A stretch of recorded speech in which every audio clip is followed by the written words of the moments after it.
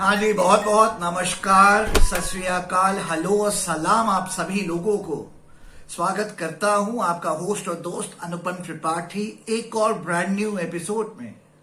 आज भाइयों 5 टॉपिक्स के बारे में बात करेंगे इस आज की पहली वीडियो में। पहला टॉपिक जो हम लोग डिस्कस करेंगे वो है राजीव गांधी जी को लेकर के। जी हाँ, आप में से जिनको नहीं पता आज बता दूं कि स्वर्गीय राजीव गांधी जी का आज बर्थडे है, उनका जन्मदिन है। तो उनको बहुत बहुत उनको नमन, श्रद्धांजलि गांधी जी को। और बस यही कहना चाहता हूं कि राजीव गांधी जी को मेरा मानना है कि Rajiv Gandhi ji was one of the best prime ministers that India has had. He was a visionary, a stupendous statesman, 40 साल की उम्र में one of the youngest prime ministers of India ever.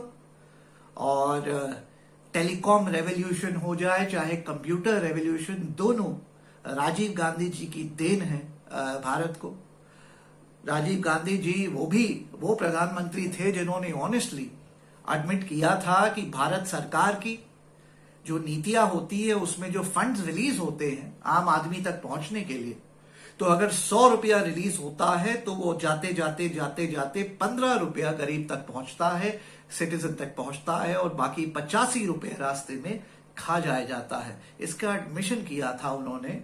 Admission करते समय उन्होंने कहा था कि इसको बदलने की जरूरत है। राजीव गांधी जी अफसोस अब इस दुनिया में नहीं रहे, लेकिन मेरा बहुत क्लियरली ये बात मानना है कि अगर राजीव गांधी जी आज जिंदा होते और उनका शासन होता तो 2020 आज भारत 5 ट्रिलियन इकोनॉमी की तरफ नहीं बल्कि 20 ट्रिलियन 25 ट्रिलियन की इकोनॉमी की तरफ बढ़ रहा होता। आज हम ऑलरेडी सुपर पावर होते, बहुत सालों से होते। हम चाइना हो जाए, चाहे जापान हो जाए, चाहे सिंगापुर हो जाए, इनसे compete कर रहे होते, इनसे आगे बढ़ रहे होते। इतना आगे हम होते अगर ये एक इंसान राजीव गांधी जी आज जिंदा होते और नेतृत्व कर रहे होते भारत का। पर अफसोस ऐसा नहीं है, और क्योंकि ऐसा नहीं है अभी फिलहाल 2020 में आपको चाय से काम चलाना पड़ेगा।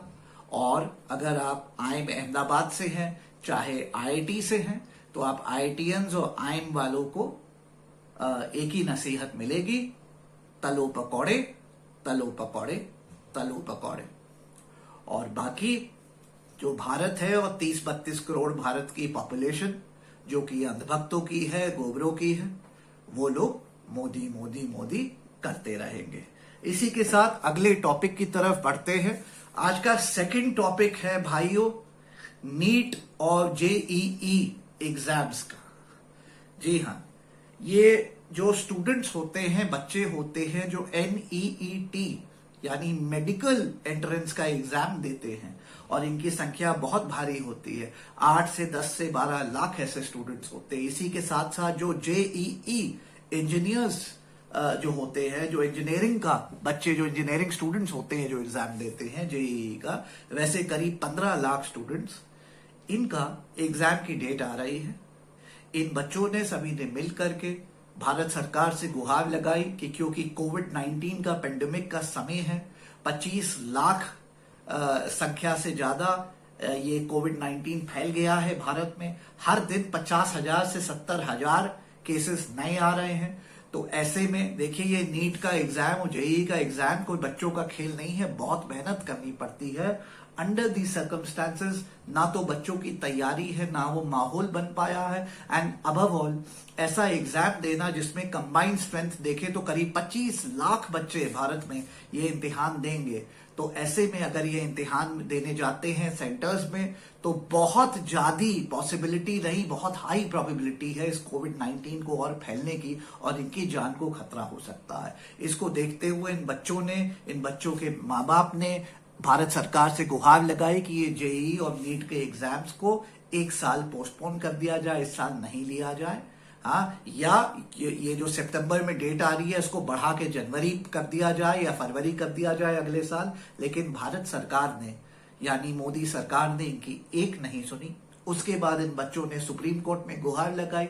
सुप्रीम कोर्ट में ऑनरेबल जस्टिस अरुण मिश्रा जी, वही जज साहब जो कि प्रशांत भूषण जी की भी कंटेम्प्ट पिटिशन वगैरह देख रहे हैं, उनकी बेंच के सामने ये मैटर गया।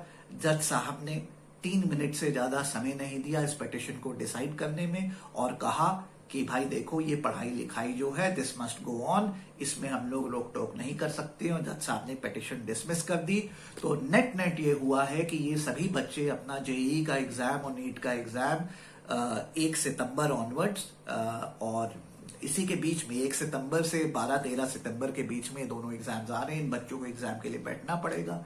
बच्चे ना मेंटली तैयार हैं, ना प्रिपेयर्ड हैं। इसके अलावा जान को खतरा अलग है। यूनाइटेड स्टेट्स में अभी पाया गया कि जुलाई के महीने में 2 दिन स्कूल खुले और 97,000 बच्चों को स्कूल खुलते ही जो उनको कोविड-19 हो गया। तो ये बड़ी एक डेंजरस चीज है। बट अनफॉर्चुनेटली ना तो भारत सरकार को कोई केयर है इसके बारे में, हमारे बच्चों के बारे में। 25 लाख होनहार बच्चे जो मेडिकल का एग्जाम देंगे या इंजीनियरिंग एग्जाम देंगे, उनकी जान की कोई फिक्र नहीं है भारत सरकार को। एंड अनफॉर्चुनेटली जब सुप्रीम कोर्ट में गुहार लगाई तो supreme court did not consider it that important enough, या उन्होंने इस खतरे को नजरअंदाज करते हुए कहा that the show must go on और पढ़ाई लिखाई हम लोग नहीं रोक सकते हैं। तो ये देखते हुए मैं बस इतना ही कहूंगा, my opinion is that Bharat सरकार, ऑफ कोर्स ये तो निठल्ली सरकार है, इनसे तो you can not expect anything better. बस इन बच्चों को मैं एक छोटा सा राय देना चाहता हूं। आप बच्चे सब 17 साल 16 साल के हो, 18 के होने वाले हो, ये बात को याद रखना, जब 18 के होगे और अपना पहला वोट दोगे तो इस बात को याद रखना कि ये भारत सरकार ने आपकी एक नहीं सुनी थी इस समय। दूसरा, सुप्रीम कोर्ट भी इनसेंसिटिव रहा। उन्होंने कहा we can not stop this, the show must go on.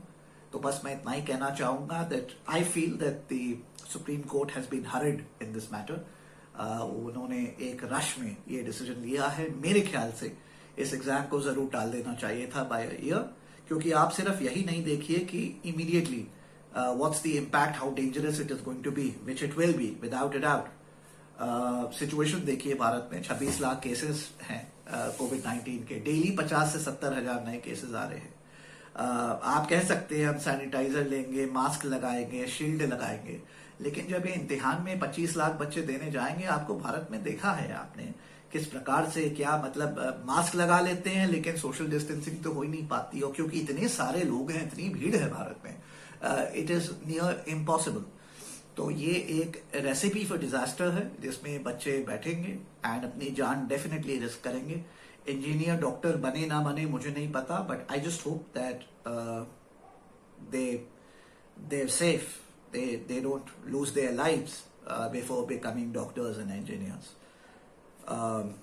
तो दुखद है, it's just sad, and it just reflects the sorry state of affairs of our government as well as the Supreme Court in having no real sensitivity or regard to what's called the human life. बढ़ते हैं अगले topic की तरफ। अगला topic आज का है तीसरा टॉपिक, यूपी में बढ़ते हुए रेप्स। जी हाँ, बेटी बचाओ और बेटी पढ़ाओ, ये नारा लगाती आई है भारत सरकार पिछले 6 साल से, मोदी सरकार।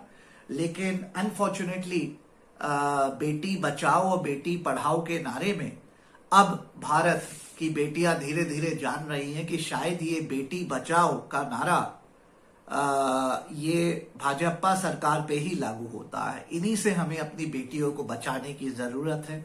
चिन्मयानंद हो चाहे सेनेगर हो, आपको यह पता ही है क्या इन राक्षसों ने किया हमारी बेटियों के साथ। और आए दिन यूपी में केसेस आ रहे हैं। Every day you wake up in the morning and जो पहली आप अखबार की हेडलाइन पढ़ते हैं वो एक और रेप, एक और हत्या हमारी बेटी की यूपी में ये हो रहा है। योगी सरकार obviously does not care. UP में तो रेप कल्चर सा बन गया है।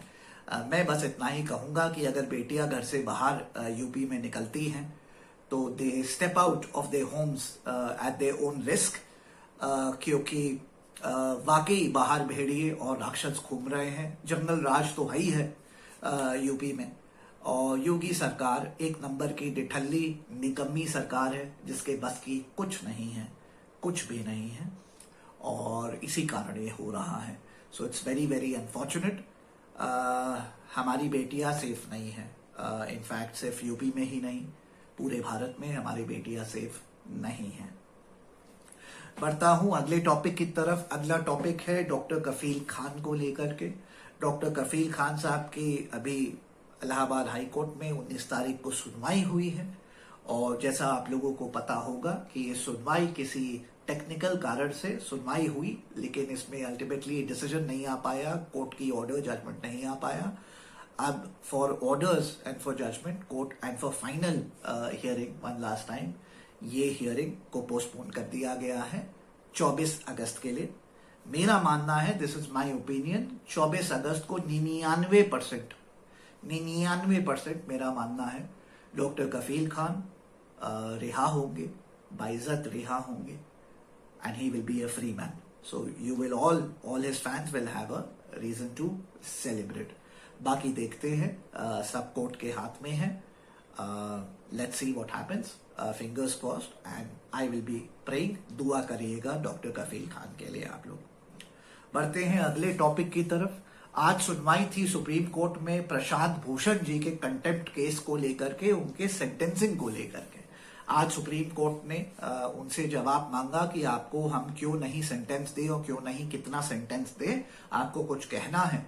तो प्रशांत भूषण जी ने एक स्टेटमेंट रिलीज करी और सुप्रीम कोर्ट के सामने फाइल करी। वो जो स्टेटमेंट उन्होंने जो सुप्रीम कोर्ट के सामने सबमिट करी, वो स्टेटमेंट अब पब्लिक डोमेन में आ गई है। बहुत ही उम्दा, बड़ी ही टचिंग, बहुत ही स्ट्रॉन्ग, बड़ी ही फर्म स्टेटमेंट है। मैं उससे ऑलमोस्ट 100% अग्री करता हूं।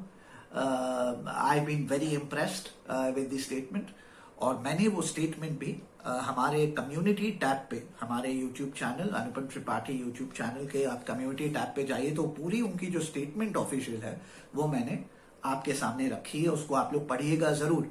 It's a very strong statement, पढ़ने लायक है। आप पढ़ के थोड़ा हिल जाएंगे, थोड़ा इंस्पायर हो जाएंगे, पढ़िएगा जरूर। उस स्टेटमेंट के आखिरी के चंद लाइंस मैं पढ़ना चाहता हूं, जिसमें उन्होंने पैराफ्रेज किया है फादर ऑफ द नेशन हमारे बापू महात्मा गांधी जी को। जब जब बापू को जजेस सेंटेंस करने वाले होते थे और पूछते थे आपको कुछ कहना है अपनी डिफेंस में, तो बापू ने हर जज प्री इंडिपेंडेंस के हर जज को, चाहे वो अंग्रेज जज हो चाहे जो, उनको बापू ने हमेशा ये कहा। ये मैं पढ़ना चाहूंगा, इसी के साथ आज की वीडियो को अंत करूंगा। सुनिएगा इसको ध्यान से। इट्स अ ब्यूटीफुल स्टेटमेंट, और ये स्टेटमेंट बापू की है, हमारे महात्मा गांधी जी की, जो स्टेटमेंट आज प्रशांत भूषण जी ने रिपीट करी है सुप्रीम कोर्ट के सामने, पैराफ्रेजिंग महात्मा गांधी जी। मैं पढ़ता हूं, ध्यान से सुनिएगा। I do not ask for mercy, I do not appeal to magnanimity. I am here before you to cheerfully submit to any penalty that can be lawfully inflicted upon me for what the court has determined to be an offense, and what appears to me to be the highest duty of every citizen. Mahatma Gandhi. इसी के साथ इस video को समाप्त करता हूं। आशा करता हूं आपको पसंद आया होगा ये वीडियो। भाइयों, वीडियो पसंद आया होगा, इसको लाइक और शेयर करना ना भूलिएगा। आप वीडियो को अगर शेयर करते हैं तो मेरी आवाज और दूर तक जाती है और मेरा मनोबल बढ़ता है। यूट्यूब का जो एल्गोरिथम है वो भी देखता है कि यूट्यूब की वीडियो में कितने शेयरिंग हो रही है, तो इसको खूब लाइक और शेयर किया करिए। आपके पांचों विषय जो आज हमने बात की है, चाहे राजीव गांधी जी, स्वर्गीय राजीव गांधी जी का विषय हो, चाहे नीट जेईई के एग्जाम्स, चाहे रेप्स इन यूपी की बात, चाहे डॉक्टर कफील खान और चाहे प्रशांत भूषण जी की कंटेम्प्ट हियरिंग को लेकर के, आपको कोई भी इन पांचों टॉपिक्स पे सवाल हो, कुछ थॉट्स हो जो मेरे से शेयर करना चाहते हैं, नीचे कमेंट्स में जरूर लिखिएगा। आपके हर कमेंट को मैं पढ़ता हूं, और जो जो कमेंट आप लोग मेरे से सवाल पूछते हैं, अगर वो इम्पोर्टेंट होता है, मुझे अच्छा लगता है, उसका मैं जवाब जरूर देता हूं। तो आप लोग पूछिए, मैं आपको जरूर जवाब दूंगा। इसी के साथ इस वीडियो को अंत करता हूं। देखने के लिए बहुत बहुत शुक्रिया। मिलते हैं एक और वीडियो में एक और समय। और जैसे आप लोग जानते हैं, अब FFAR इंडिया यूट्यूब चैनल आज से अनुपम त्रिपाठी यूट्यूब चैनल है। मेरे से जुड़ने के लिए बहुत बहुत शुक्रिया। जय हिंद और जय भारत।